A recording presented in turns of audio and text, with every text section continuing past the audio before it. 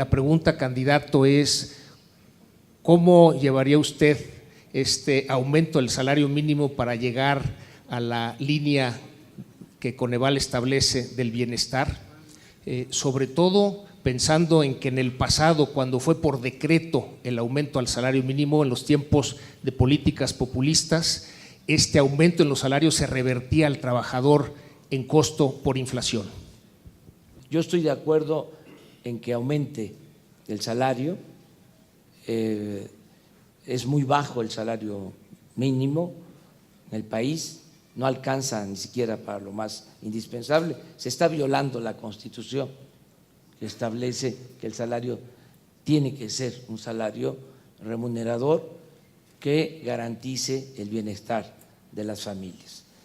Yo por eso aprobé la iniciativa de ustedes y les felicito en estar proponiendo que haya un incremento en el salario mínimo. Lo festejo, es algo extraordinario que ustedes tengan una dimensión social, o sea, que sean empresarios con dimensión social. Por eso les respondí aceptando la propuesta de ustedes. Y debemos mejorar el salario cada vez más. Ha sido mucha la pérdida del poder adquisitivo del salario. Pensamos que se tiene que reactivar la economía y vemos que es una oportunidad el impulsar las actividades productivas en el país, pensar más en el fortalecimiento del mercado interno, no comprar todo lo que consumimos en el extranjero, impulsar la economía nacional creando empleos con buenos salarios y que sea un desarrollo horizontal en todo el país. Y la pregunta es, ¿qué reforma fiscal propondría usted para elevar de forma significativa los recursos disponibles para la inversión pública, que se ha quedado rezagada y por lo tanto que detona empleo? Y pues quería hacer nomás el contexto de que, bueno, podría ser asumiendo que no se diera el ahorro de 500,000 millones del combate a corrupción, ¿qué otras medidas de política fiscal tomaría? Y una pregunta de seguimiento a esa es si estaría de acuerdo en la creación del Consejo Fiscal Independiente.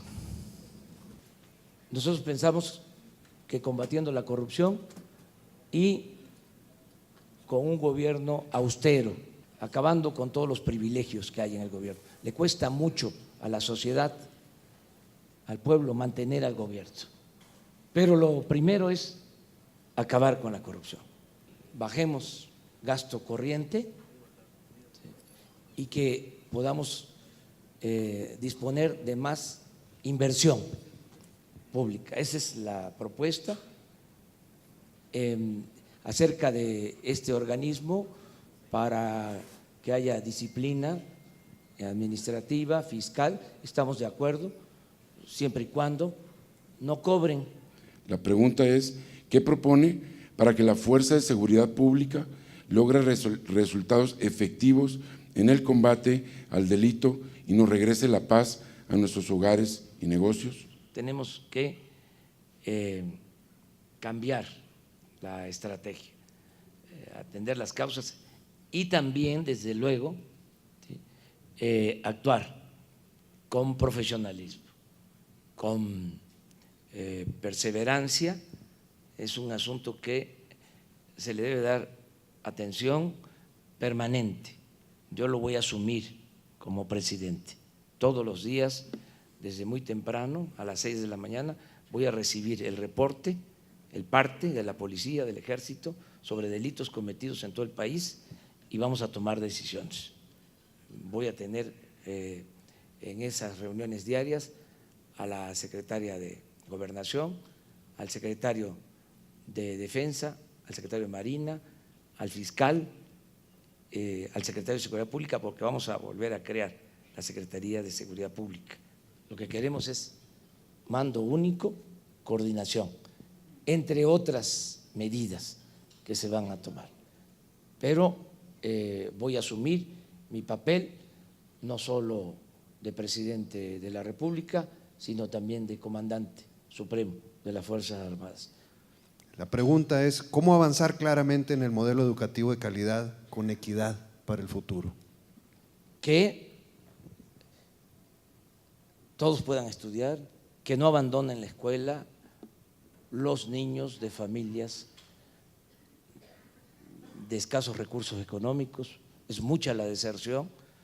El niño no puede estudiar porque no tiene para alimentarse, va sin comer a la escuela.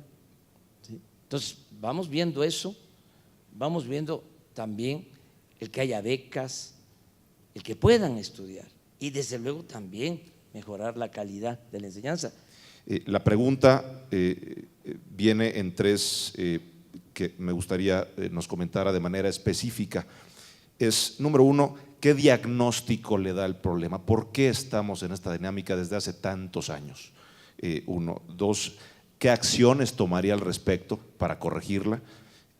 Porque dicho sea de paso, estas desigualdades terminan siendo evidentemente caldo de cultivo, no solo para organismos criminales, sino también para organismos fácticos, políticos que lo usan como caldo de cultivo, ¿no?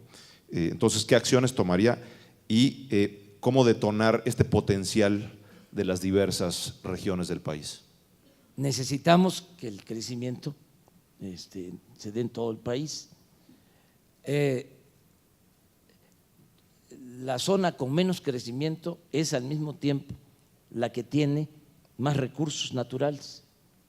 Entonces tenemos mucho potencial, muchos recursos naturales. Es muy claro lo que pasa en el sureste, el abandono. Ahí hay un gran potencial económico, o sea, tenemos buenas tierras para la producción agropecuaria, agua en abundancia, gas, petróleo. Vamos ahora nosotros a impulsar el desarrollo en el sureste y en todas las zonas apartadas del país. La pregunta tiene tres aristas. Una es si está usted dispuesto a eficientar toda esa cantidad de programas, que son cientos o hasta se puede hablar hasta de miles de programas. Segundo, si estaría dispuesto también a hacer un padrón de beneficiarios de esos programas, de manera que evitemos la corrupción, todo el tipo de intermediarios, coyotes, etcétera, que pues básicamente se roban un buen pedazo de esos recursos. Y tercero, como una medida también para evitar la corrupción, reducir al mínimo o hasta eliminar el uso del efectivo en la distribución de esos recursos, de esos apoyos.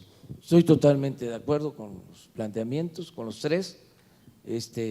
Sí hay una gran dispersión de programas que no tienen ningún impacto. Nosotros vamos a buscar que sean pocos los programas, incluso en lo productivo, en la infraestructura, en lo social. Vamos a echar a andar la economía, vamos a sacar al país adelante con 30 proyectos estratégicos, no más. Vamos también a darle un giro, va a cambiar la función de la Secretaría de Desarrollo Social. Vamos a que la Secretaría de Desarrollo Social tenga una orientación más hacia lo productivo.